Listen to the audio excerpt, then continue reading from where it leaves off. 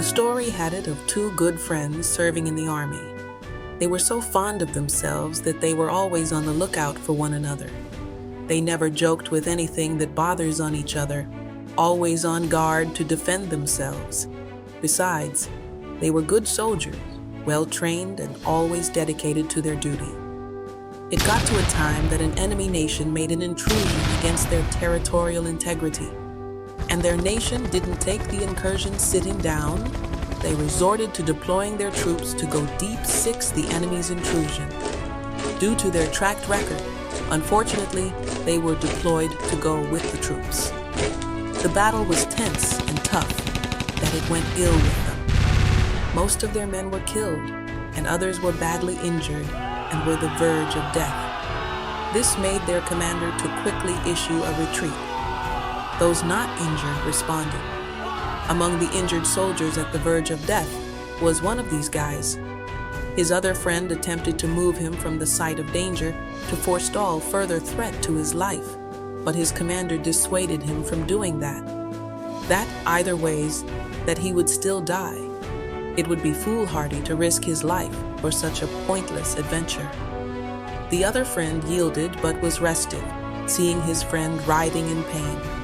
He approached his commander and made the same request of him, that he would be careful.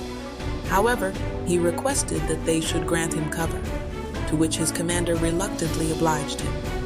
He went and met his friend almost at the verge of giving up. They spoke for a while, and painfully, he died in his arms. He came back all teared up, and his commander was angry with him. What was now the use of going when he eventually died? His response was that he told me something before he died eventually, and the commander asked to know what he told him. The soldier then said he knew I would come, that even if nobody came for him, he knew I would take the risk to come. Imagine how heartbroken he would have been if I never went. He must have died satisfied that he had a friend who against all odds came for him. On hearing this, his commander was mute. He didn't say a word again. The question to you and I is this: how many people know you would come for them in their trying times, even if nobody cares to come? A friend loveth at all times, but a brother is born for adversity.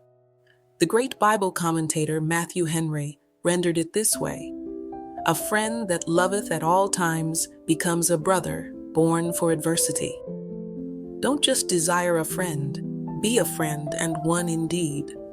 We all need selfless and trustworthy people. Be one who truly is.